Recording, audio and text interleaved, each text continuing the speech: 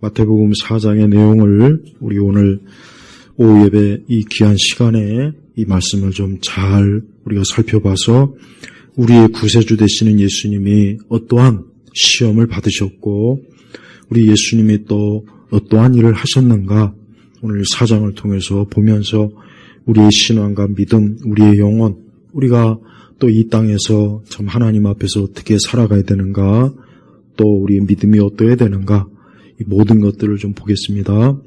예수님께서 이제 40일을 밤낮으로 금식하셨다 그랬죠. 여러분, 예수님의 이 40일 금식은 이건 도저히 사실 인간적으로 하기가 참 어렵고 힘든 겁니다. 40일 금식 기도라고 하는 것은 정말 말 그대로 목숨을 내놓고 할 수밖에 없고 이 금식을 통해서 예수님께서는 공생애의 사역을 하시는 그 첫걸음을 띄셨다고 보면 돼요. 근데 예수님은 그 육신을 가지고 계셨습니다. 예수님께서 우리보다 더 특별히 좋은 몸을 가지신 게 아니에요. 예수님도 말 그대로 우리와 똑같은, 죄는 없으시지만 말 그대로 우리와 똑같은 몸을 가지셨기 때문에 예수님이 40일 밤낮으로 금식한 게 절대 쉬운 일은 아니었고 이거 상당히 어렵고 분명히 예수님도 엄청 아마 힘들었을 겁니다. 근데 그때 보니까 성령께서 그 예수님을 그대로 둔 것이 아니라 마귀에게 시험을 받으시려고 광야로 가셨다 그랬습니다. 여기서 우리가 알 수 있는 건 뭐냐, 하나님의 아들 예수님도 이 땅에 오셔서 편안하게 앉아서 하나님의 아들이니까 뭐든지 다 그냥 저절로 알아서 되는 것이 아니라 심지어는 성령에 이끌려 마귀에게 시험을 받으시려고, 그러니까 마귀에게 시험을 받는다는 게 얼마나 이게 사실은 참 좋은 일은 아니잖아요. 근데 예수님께서 왜 이 시험을, 또 성령께서 왜 예수님을 이 마귀에게 시험 받는 곳으로 왜 이끄셨을까? 그 이유가 뭐겠습니까? 우리에게 본을 보여주시는 거예요.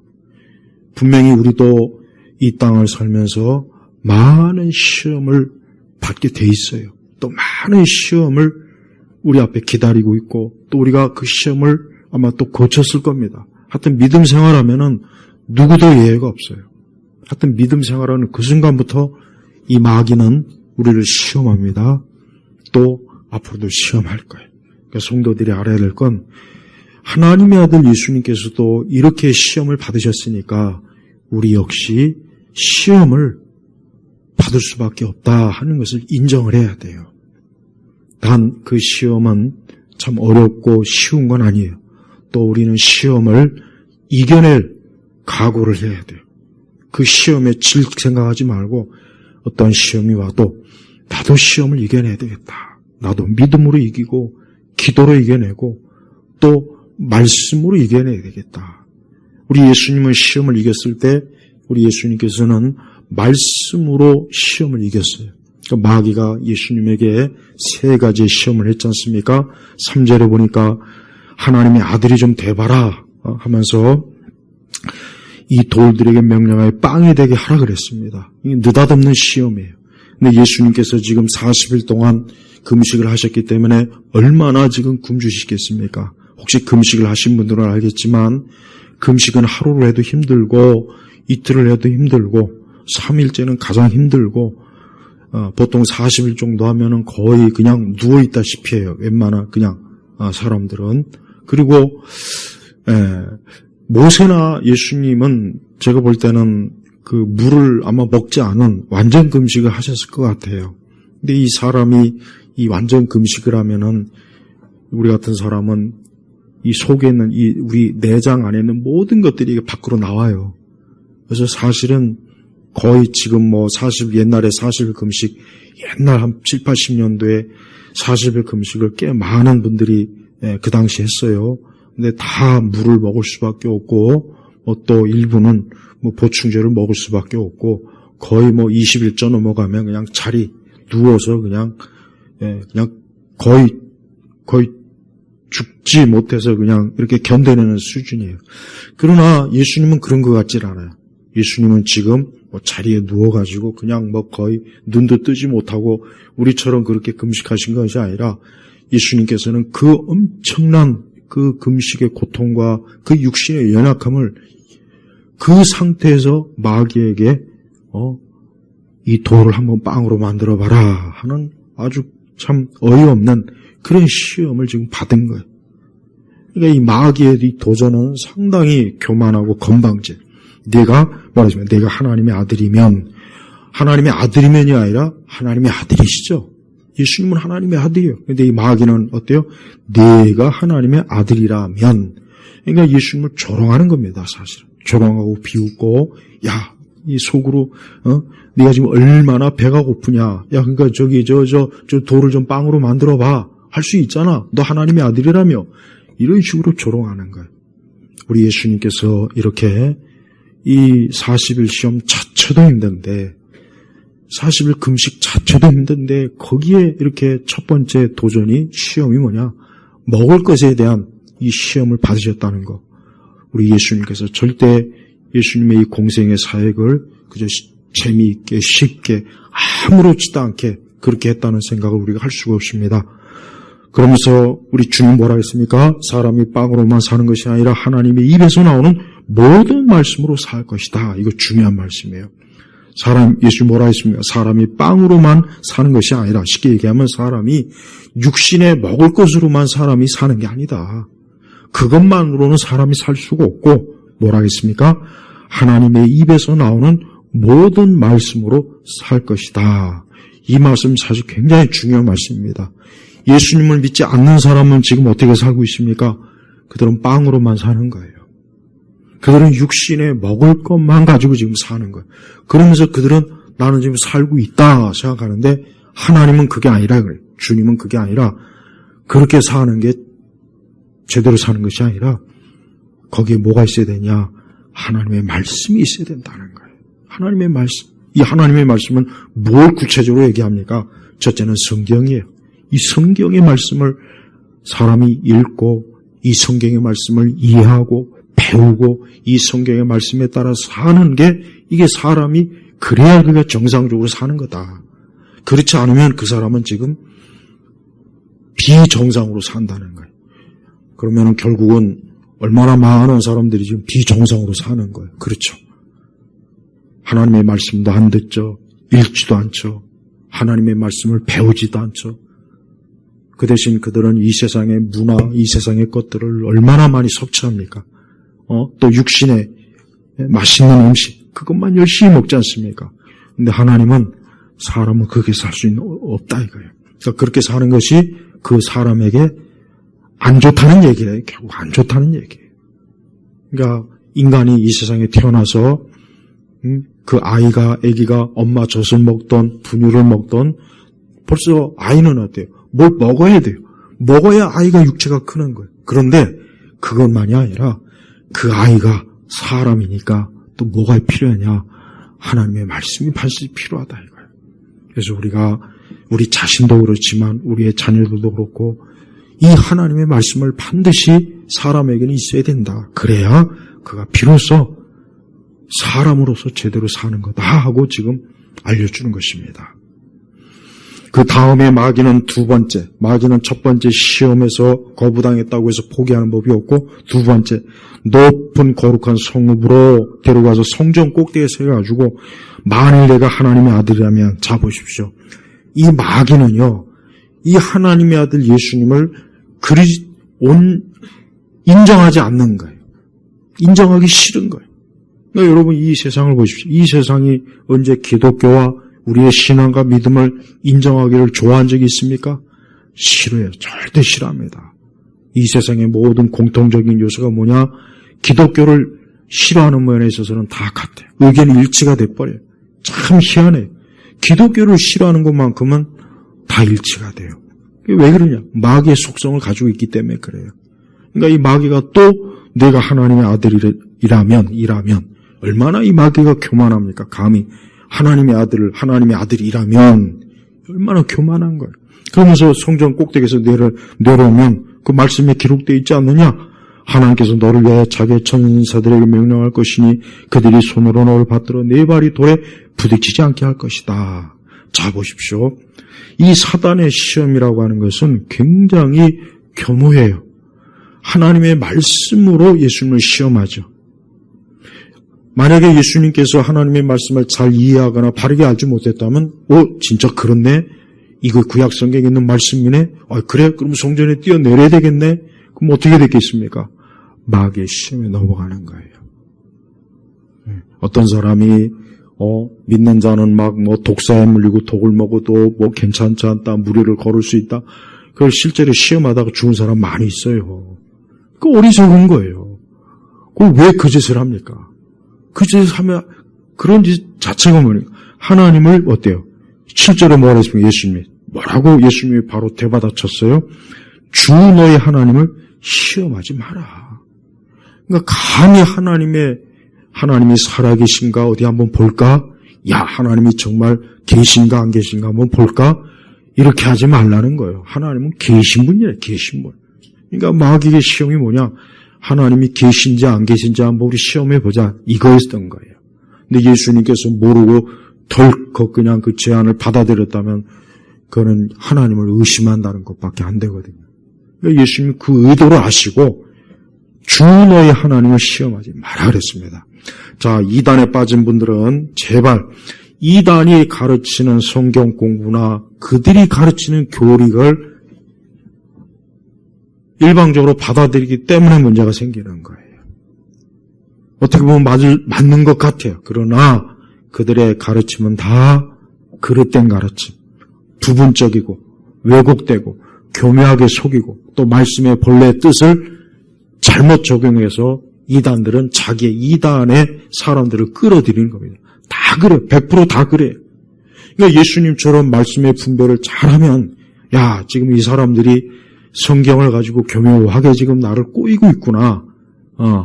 그거를 잘 분별해서 그 이단을 물리칠 생각은 못하고 그럴 할 능력도 없어요. 그냥 거기에 끌려가는 사람들이 그렇게 많아요. 그러니까 벌써 보세요. 마귀가 예수님을 어떻게 접근했습니까? 하나님의 말씀으로 접근한 거 보십시오. 그러니까 이 마귀는 하나님의 말씀을 잘 알고 있어요. 그래서 이 말씀을 어떻게 하면 왜곡해서 의미를 변해서 어떻게 하면 말씀의 뜻을 본래적 말씀의 뜻을 교묘하게 속여서 사람들을 참 신앙에서 벗어나게 그 참된 교회에서 이탈되도록 만드는 게 이 마귀의 속성이에요. 그러니까 여러분 항상 주변에 앞으로도 여러분 분명히 여러분 꼭 성도는 반드시 살아가면서 이단을 만나게 돼 있어요. 꼭 만납니다. 친구나 직장이나 이웃이나 꼭 이단을 만나게 돼 있습니다. 가장 좋은 거는 이단하고는 아예 상대를 하지 않는 게 제일 좋아요. 아예 상대하지 않는 게 아예 그냥 말도 못 꺼내게 하는 게 제일 좋고 진짜 이단을 상대하고 싶으면은 이단보다 훨씬 더 성경을 잘 알아야 돼요. 그들이 가르치는 성경이 아니라 그들이 가르치는 내용이 아니라 진짜 하나님 말씀을 더 잘 알아서 그 이단이 감히 입도 뻥끗 못하게 해야 되는 거예요. 신천지를 만나던 하나님의 교회 그 안상홍교를 만나던 통일교를 만나던 안식교를 만나던 여호와의 증인을 만나던 구원파를 만나던 그들이 잘못된 교리를 아예 입도 뻥끗 못하게 부끄럽고 창피하게 만들든지 안 그러면은 아예 말을 섞지 마라. 그래서 우리 성도들은 이단하고는 절대 가까이 하면 안 돼요. 아예 말을 안 섞는 게 사실은 제일 좋긴 해요. 괜히 자꾸 말 섞이면 꼬이니까. 그러니까 우리가 항상 이단들을 경계하고 조심해야 됩니다.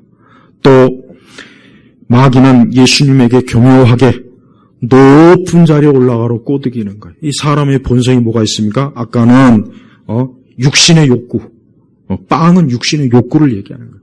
그래서 사람은 육신의 욕구 때문에 잘못하면 세상에 빠져요. 두 번째는 뭡니까? 이 세상에 높은 권력이에요. 높은 자리야. 누구나 다 사람은 그런 게 있어요. 그래서 여러분 지금도 이 권력을 차지하려고 엄한 짓을 다 하는 거 보십시오. 우리나라도 보십시오. 그 대통령 자리에 권력을 차지하려고 그냥 사람을 끌어내리고 온갖 거짓 선동을 하고 우리 지난해 봤지 않습니까? 국가 공권력을 가지고 오만 짓을 지금도 계속 하고 있고. 이게 다 뭐예요? 권력 욕구란 말이에요. 그러니까 이 마귀는 사람들에게 높은 자리. 야, 네가 높은 자리에 가야지. 권력을 차지해야지. 거기에 교묘하게 사람들을 꼬드겨서 사람들을 높은 자리에 오르게 하는 거예요. 근데 그것은 축복이 아니라 뭐예요? 멸망케 하는 거예요. 멸망케. 역사적으로 높은 자리에서 행복했다는 사람은 나 들어본 적이 없어요. 로마의 황제들, 우리나라의 조선 왕들도 보십시오.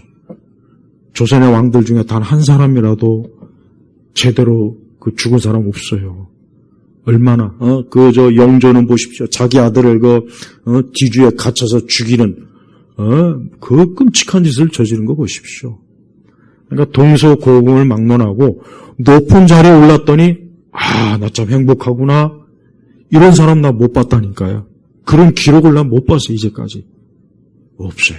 그러니까 성도들은 공연히 쓸데없이 욕심을 부려서 높은 자리에 오르려고 하지 말고 하나님이 내게 주신 자리를 감사히 여기고 또 정당한 방법으로 높은 자리에 올라가야지 온갖 꼼수와 온갖 우리나라 그 좌파들처럼 온갖 거짓으로 멀쩡한 정상적인 대통령을 끌어내리고 지가 왕이다 올라가가지고 지금 2번이나 그랬어요. 2번이나.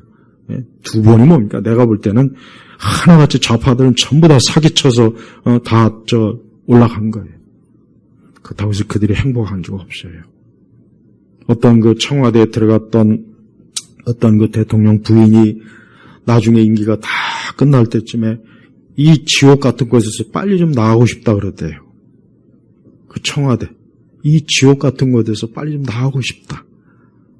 그러니까 그 안에 있으니까 이게 날마다 그냥 누가 또 권력을 빼앗을까? 누가 우리를, 그러니까 높은 자리에 있어도 불안한 거예요. 불안한 거예요. 한시도 잠을 못 자는 거예요. 그렇게 좋은 넓은 청와대에서 수많은 사람들이 경비해 주지, 얼마나 좋은 요리사도 있지, 경호원도 있지. 근데 거기서 잠을 못 자는 거야. 그러니까 빨리 여기서 나갔으면 좋겠다. 그렇게 탄식을 했다고 합니다. 그러니까 우리 성도들도 세상에 높은 자리에 올라가면 저 사람 참 행복하겠다. 그런 생각하지 마시고 하나님이 높여주셔서 높은 자리에 올라가는 것은 괜찮지만 사람이 억지로 자식을 죽이고 부모를 죽이고 다른 사람을 다 죽여가면서 그 높은 자리에 올라가 봐야 거기에 무슨 행복이 있고 그 사람이 어떻게 편안하게 그 권력을 누릴 수가 있겠습니까?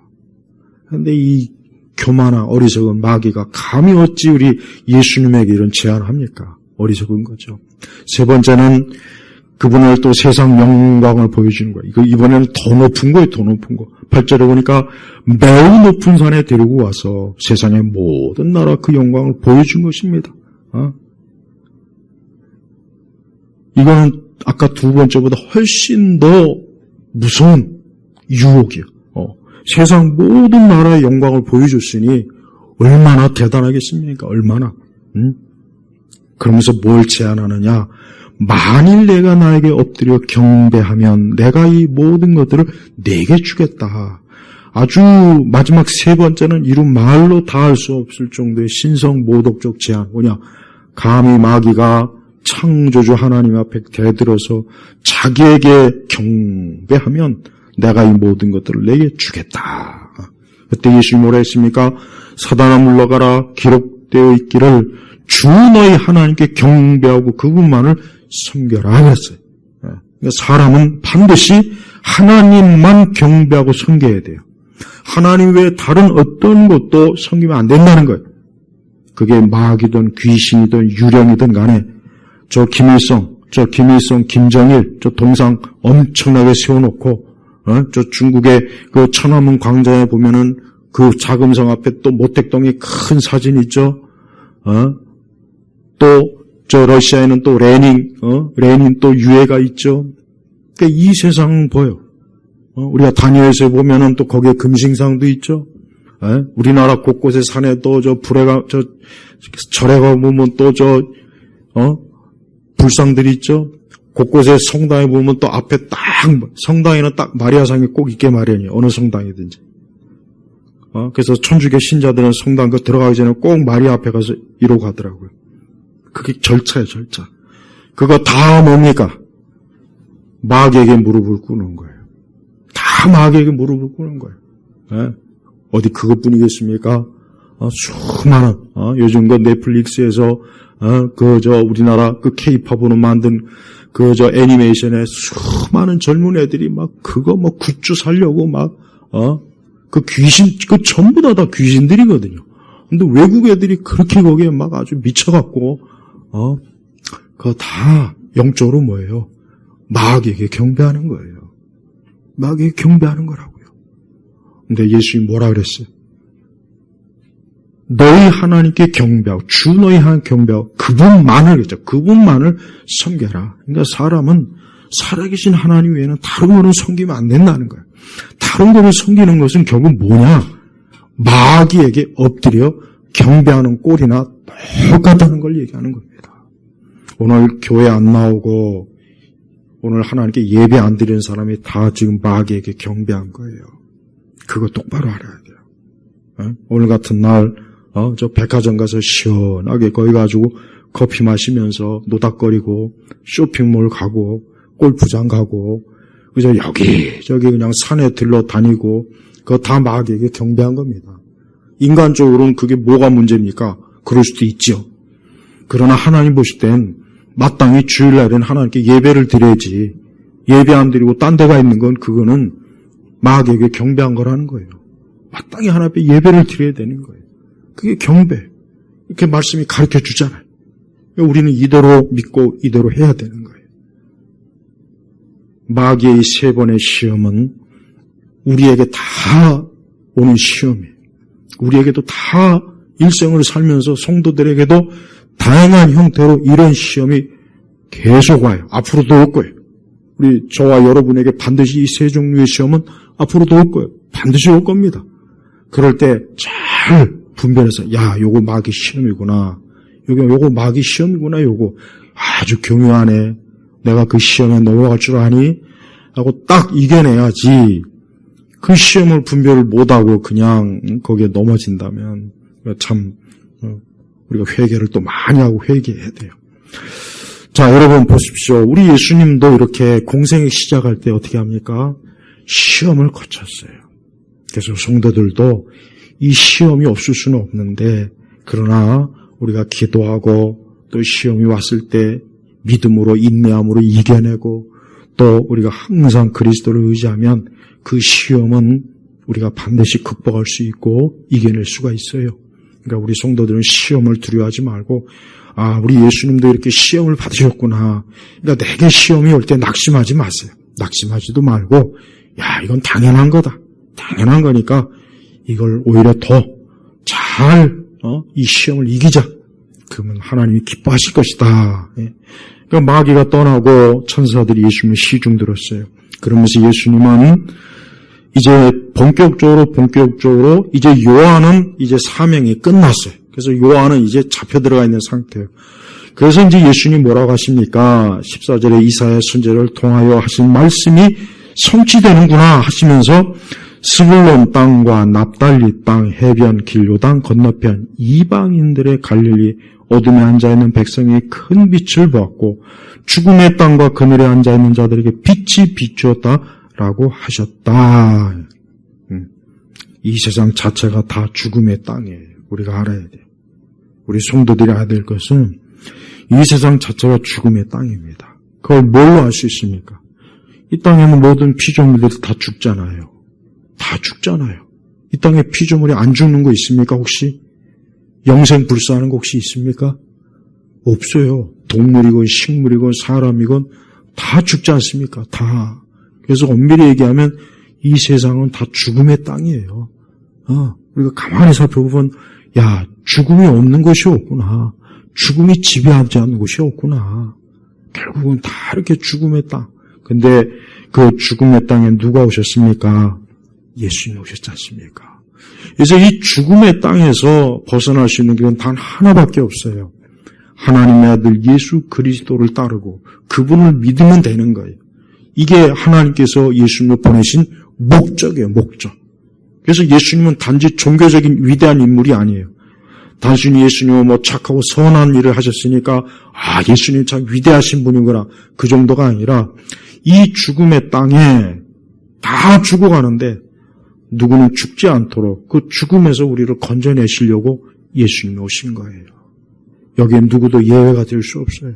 아무리 아름다운 사람도, 돈이 많은 사람도, 많이 배운 사람도, 평범한 사람도, 대단한 사람도 이 죽음의 땅에 있으면 결국 다 죽게 돼 있단 말이에요. 그러니까 우리가 이 죽음의 땅에서 내가 어떻게 살까? 방법이 딱 하나 있습니다. 뭐겠습니까? 하나님의 아들 예수 그리스도, 그분을 믿고 그분에게 나오면 됩니다. 그분을 붙잡으면 돼요. 그분과 동행하면 되는 거예요. 그러면 이 죽음의 땅에서 우리가 건짐을 받는 거예요. 그러면서 17절에 회개하라, 하늘나라가 가까이 왔다라고 하셨다. 꼭 세례 요한과 동일한 메시지를 선포했죠. 그래서 회개하라, 그러니까 빨리 돌이켜라, 빨리 내게로 오라. 이 예수님은 자신에게로 오라는 거예요. 세례 요한은 자신이 아닙니다. 예수님에게요. 그러나 예수님은 자신에게요. 예수님 자신이 구원자시니까. 그래서 하늘나라가 가까이 왔다라고 하셨다. 누구나 다 회개하고 돌이키면 그에게는 하나님께서 생명을 주시지만 회개하고 돌이키지 않으면은 생명이 없습니다. 그래서 사람이 회개해야 돼요. 이건 도덕적, 윤리적 회개를 얘기하는 게 아니에요. 어떤 회개를 말하는 겁니까? 그리스도에게 돌아오는 거예요. 예수님하고 아예 등지고 살았던 인생, 하나님이고 예수님이고 난 그런 거 몰라 했던 사람도 그가 예수님을 듣는 그 순간에 내가 예수님께로 가야겠구나, 그래야 내가 살겠구나, 안 그럼 내가 이 죽음의 땅에서 끝나겠구나 하고 깨닫고 돌아오는 걸 얘기하는 거예요. 그런데 많은 사람들이 이러한 말씀을 듣고도 안 돌아와요. 그냥 그대로 있어요. 그대로 가는 거, 그대로. 그게 뭐예요? 결국은 죽음의 땅에서 난 죽겠다, 난 이걸 택하겠다, 이 뜻밖에 안 되는 거예요. 그래서 우리가 회개하고 하나님 나라에 들어가는 거 너무 중요한 거예요. 지금도 하나님 나라에 들어가지 않는 사람이 많이 있습니다. 얼마나 많습니까? 하나님 나라에 들어가지 못한 자들이 이 세상에 더 많이 있어요. 그래서 우리가 이 세상에 빨리 한 사람이라도 더 회개하고 그리스도께로 오기를 간절히 기도해야 돼요. 인간은 누구나 다 돌이키지 않으면 멸망해요. 이게 세례 요한의 메시지요, 예수님의 메시지입니다. 간단합니다. 복잡한 게 없습니다.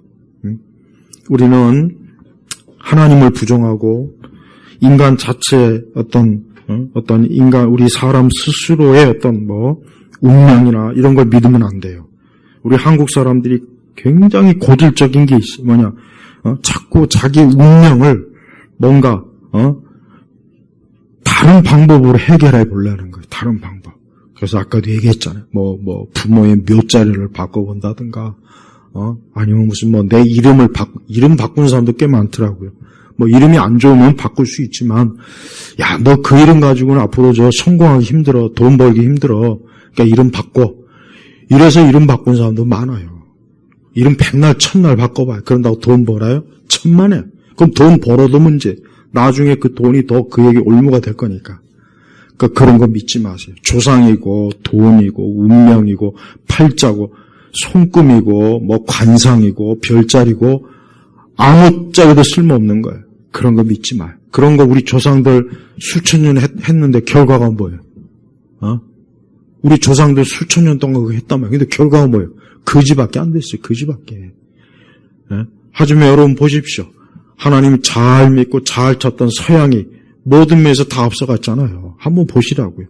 동양에 엄청난 무슨 그 많은 비법 책들 무진장 많아요. 그거 백날 읽으면 뭐합니까? 미국이 대포 한번 군함이 와서 한번 쏘니까 찍소리 못하고 벌벌 떨고. 그러니까 결국은 인류는 하나님 믿는 사람들이 앞서가게 돼 있습니다. 어쩔 수 없어요. 왜? 창조주 하나님께서 세상의 주인인데 그 하나님을 경외하는 사람들에게 하나님이 좋은 걸 주지, 우상을 섬기고 귀신을 섬기는 사람한테 좋은 걸 주겠습니까? 여러분 인도 보십시오. 인도. 오늘 집에 가시면 인도의 그 음식 한번 이렇게 더러운 음식 한번 검색해 보십시오. 아주 그냥 다이어트 하고 싶은 분들은 다른 거 보지 말고 인도 음식 보면 알아서 다이어트 되겠구나, 내가 보니까.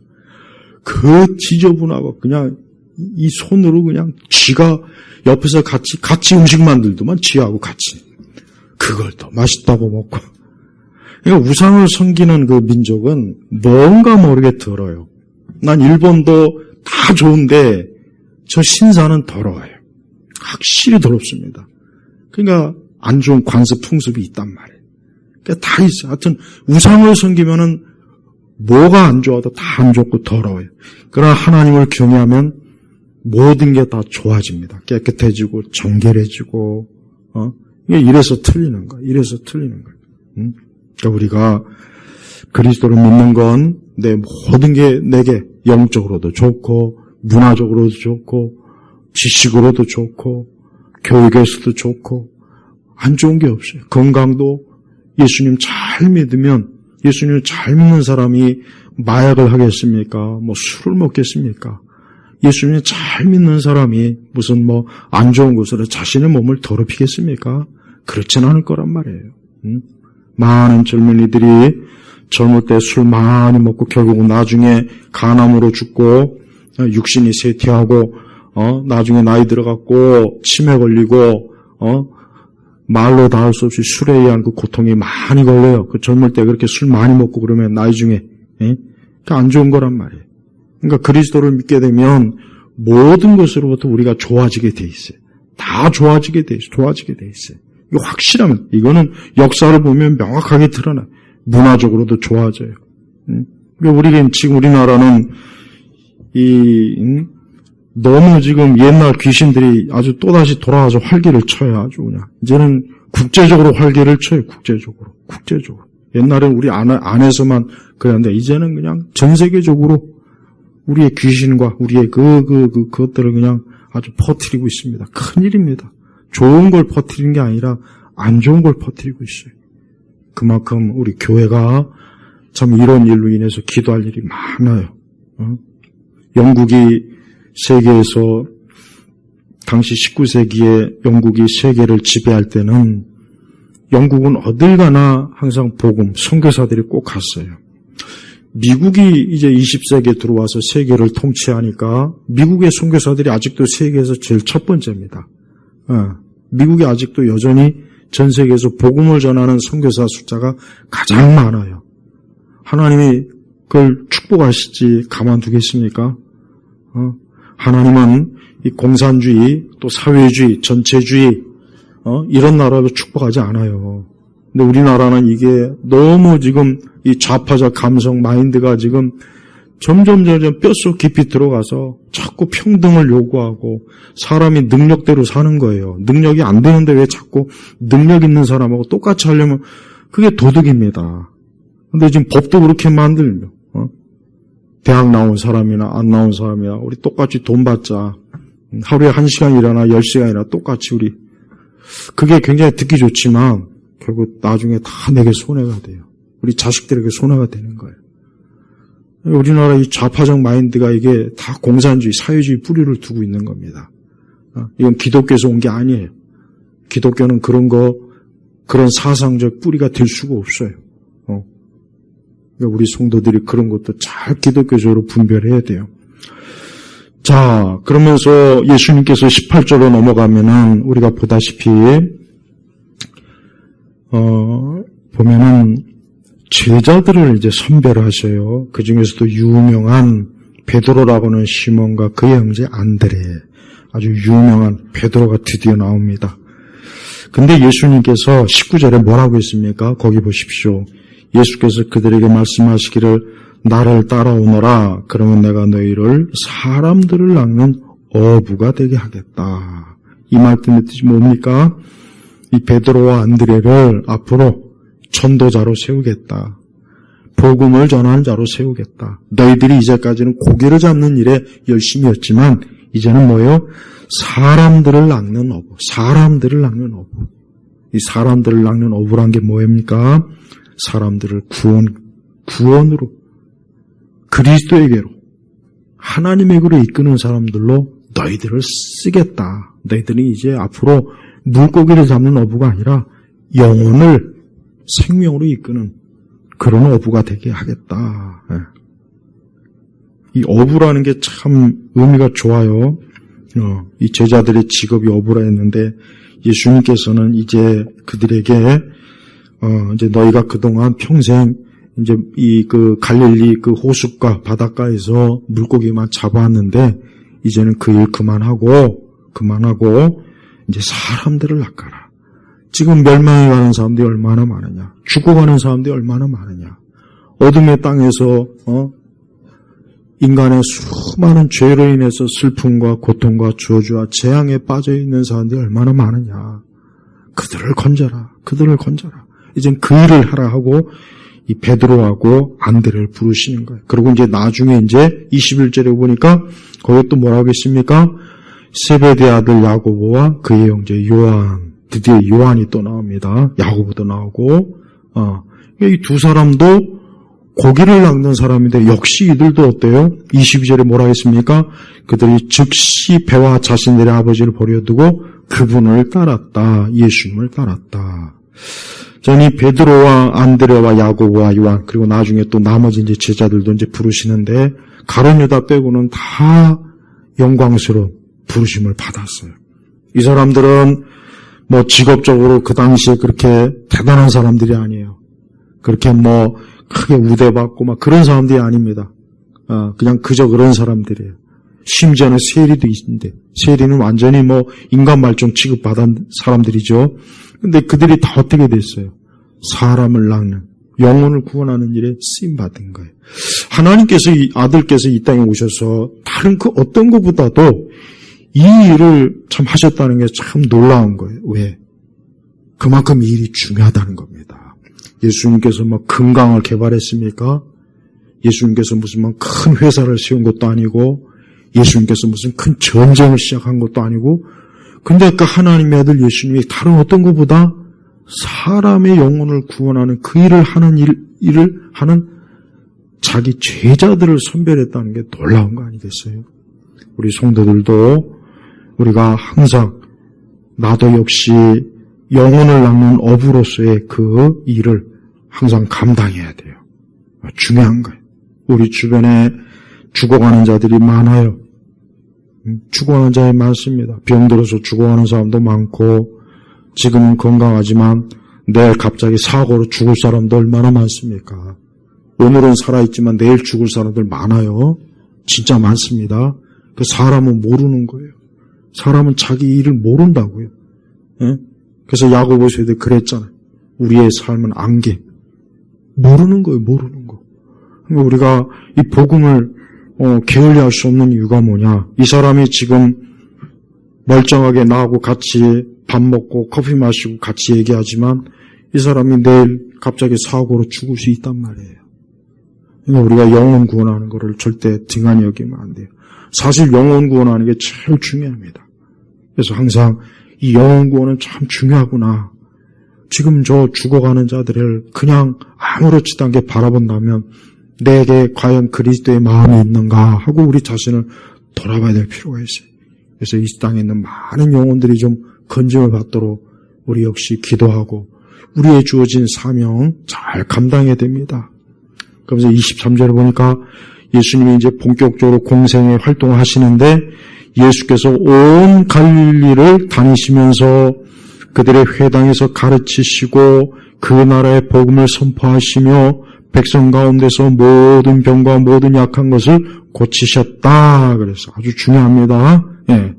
그래서 갈릴리에서부터 우리 예수님께서 그 회당에서 말씀을 가르치고 복음을 선포하고 그다음에 백성들 가운데서 모든 병과 모든 약한 것을 고치셨다. 24절에도 온갖 병과 고통으로 고생하는 모든 환자들과 악령 들린 자들과 간질 환자들과 중풍 환자들을 그분께 데려오니 예수께서 그들을 고쳐주셨다. 그러니까 예수님의 그 사역 중에 아주 중요한 게 뭐냐면 귀신을 내쫓고 그 다음에 수많은 병자들을 고쳐주신 거예요.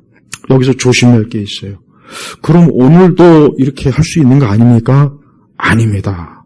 여기에서 혹 실망스러울 수도 있겠지만 절대 예수님과 똑같이 우리가 기도하는 사람을 다 무슨 병을 고치고 악령들 그런 생각하면 절대 안 돼요. 그러니까 거기서부터 이제 문제가 생기는 거예요. 거기서부터 사람들이 잘 오해를 하는 사람들이 많아요. 우리도 예수님도 이랬으니까 우리도 이래야 되지, 이럴 수 있지 않나 해가지고 막 은사 치유 사역자들이 막 환자를 데려오 기도하지 않습니까? 근데 거의 대부분이 다 뭡니까? 못 고쳐요. 못 고쳐요. 그런 일이 없어요. 그 왜 그럴까? 그러면은 이제 여기서부터 의문이 생겨요. 아니 그럼 성경에는 이렇게 있는데 왜 우리는 못합니까? 왜 그렇습니까? 이것은 하나님의 아들만 할 수 있는 거예요. 그리고 제자들, 누구? 사도들만 사도들에게도 예수님이 권세를 줘서 할 수 있었지 사도 스스로는 못했어요. 그러니까 제발 제가 왜 이런 얘기를 하냐면 자꾸 교회 다니시는 분들 중에는 이런 병도 치료받고 막 귀신도 쫓고 막 그런데 안 됩니다. 그렇게 한다는 교회들 대부분 다 맨날 그거 집회만 하지 나은 일이 없어요. 나은 일이 없다고요. 그러니까 그런 일로 자꾸 사람들을 속이면 안 돼요. 그러면 지금의 하나님의 뜻이 뭐냐? 예수님께서 왜 이 일을 하셨습니까? 결국은 장차 이 다음에 하나님 나라에는 이와 같은 질병으로 고통받는 일이 없다는 걸 보여주시는 거지. 지금 여기서 이걸 해서 우리도 중풍병, 간질환, 그걸 고치라는 얘기가 아니란 말이에요. 이걸 정말 정확하게 알아야 돼요. 근데 많은 은사주의 교회들이 목사님들이 이거 한다고 막 사람 불러다 놓고 막 짓누르고 막 그냥 무슨 장풍을 하는 건지 안 됩니다. 못 고쳐요, 안 고쳐요. 안 돼요, 안 돼. 그게 하나님이 살아계시지 않거나 기독교가 가짜라고 하는, 가짜가 아니라 뭐냐. 하나님이 허용을 하신 게 아니라고요. 오직 예수님만, 사도들에게만 허용하신 거예요. 근데 여기서 우리가 중요한 게 있습니다. 그러나 야고보서에는 또 뭐라 하겠습니까? 병든 자가 있느냐? 장로들을 청해서 기도받으라 그랬죠? 그건 뭐겠습니까? 하나님께서 우리 성도들이 1차적으로 병에 걸렸을 때는 하나님께 기도하고 목회자에게 기도 요청을 하는 것은 잘못된 건 아니에요. 근데 그 가운데서 하나님이 고칠 수도 있고 안 고칠 수는 있어요. 그러나 병든 자를 고쳐주겠다고 집회하면서 플랜카드 걸어놓고 오늘 각색 예수님과 같은 이런 역사가 이 교회에서 있을 것이니까 오시오. 그런 짓을 하면 안 되는 거라고요. 그런 짓을 하면 안 된다고요. 근데 그걸 모르고 그 예수님 흉내를 내는 그 사람들이 그렇게 지금도 많아요. 그게 바로 그게 거짓 교사예요. 오늘 우리 시대 목사님들이 똑바로 할 게 있어요. 오늘 우리 시대 목사님들이 해야 될 게 뭐냐? 예수 그리스도가 그분이 구원자라는 걸 부지런히 선포해야 돼요. 그게 중요한 거예요. 이 다음에 천국 가면 간질 환자 없어요. 중풍 환자 없어요. 귀신 들린 자 없어요. 온갖 병으로 고생한 사람 천국에 없어요. 내 천국에 다 모르지만 한 가지 확실한 거, 천국엔 병원이 없습니다. 아주 이거 한 가지만큼 내가 분명히 얘기할 수 있어요. 천국에 절대 의사는 없을 거예요. 다른 건 몰라요. 그러나 천국에 적어도 병원이나 의사는 없다는 건 확실해요. 왜?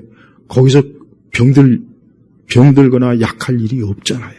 부활의 몸을 입었는데 중풍 걸리고 당뇨 걸리고 고혈압 있으면 그거 되겠습니까? 그거 창피한 거 아니겠어요? 하나님 보실 때 그럴 일 없어요.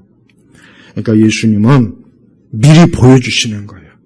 물론 우리가 만약에 예수님 시대에 가서 예수님이 직접 그 자리에 있을 때 지금 우리 시대에 이렇게 연약한 사람들이 가면은 고침받을 수는 있어요. 고침받을 수는 있습니다. 그러나 그건 그 시대, 딱 그때 한정된 거예요. 사도들도 예수님께부터 능력을 받았지만 그러나 사도들도 부지런히 복음을 전하는 거로 많이 했잖아요. 바울도 로마에 가서 그 새 집에서 죽을 때까지 계속해서 하나님 나라의 복음을 가르쳤잖아요. 거기서 은사쇼했다고 사도행전에 기록되어 있습니까? 마지막에 부지런히 복음을 전했다 그랬어요. 가르쳤다 그랬단 말이에요.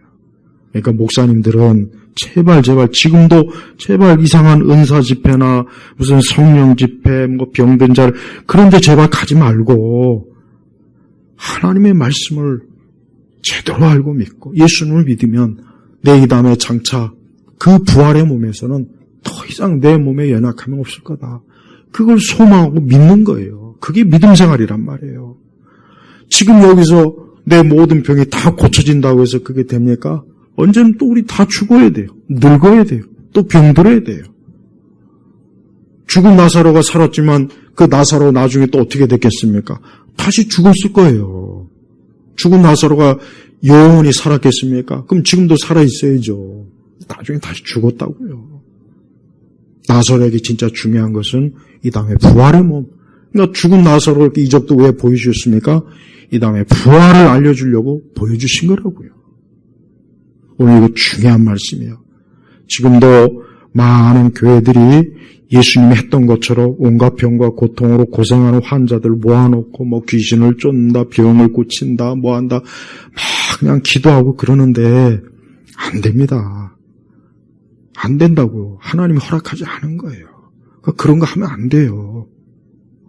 왜 예수님만 그 다음에 사도들에게만 딱 하나님께서 허용하신 걸 왜 그걸 자꾸 하겠다고 그 온갖 쇼를 왜 합니까?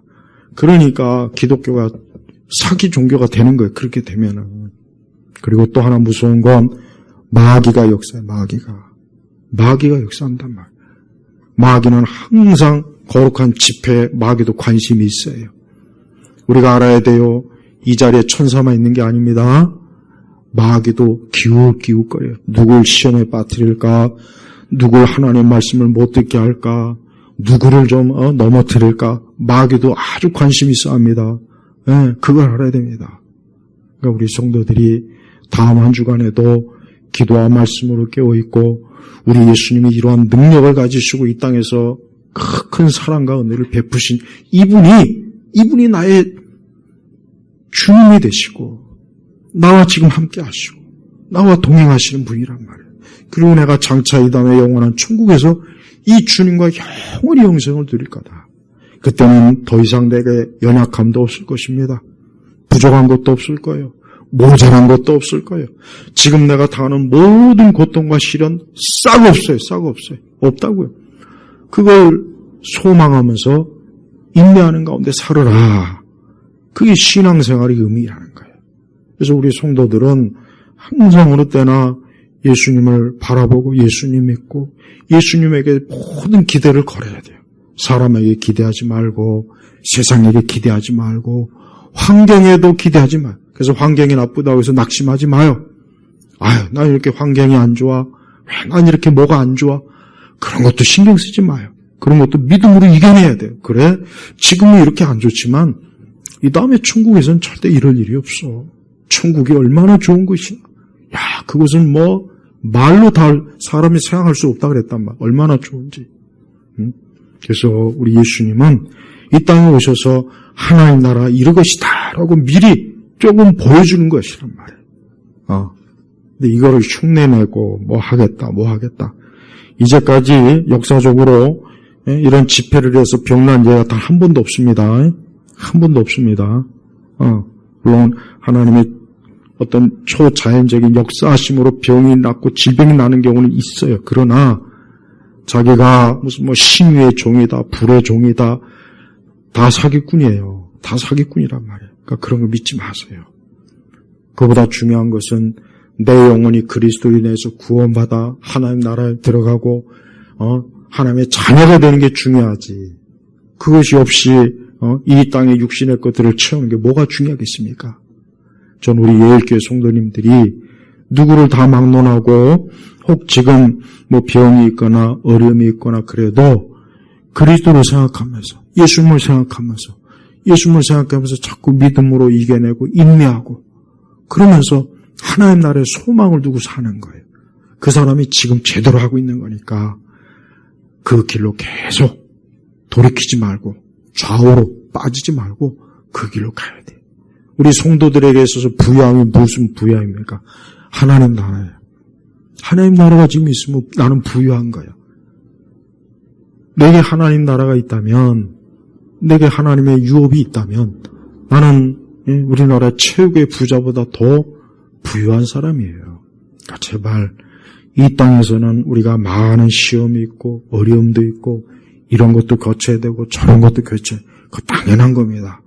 그러니까 이 지상에서 지상 낙원을 꿈꾸지 말고 우리 예수님처럼 거친 세상에서 오셔서 예수님도 이렇게 고생하셨는데 우리도 기꺼이 이건 당연한 거다. 이걸 이상하게 생각하지 말고 내가 천국의 영생에 들어간 그때야 이제 모든 것이 세상 수고와 짐이 다 벗겨지는 거다.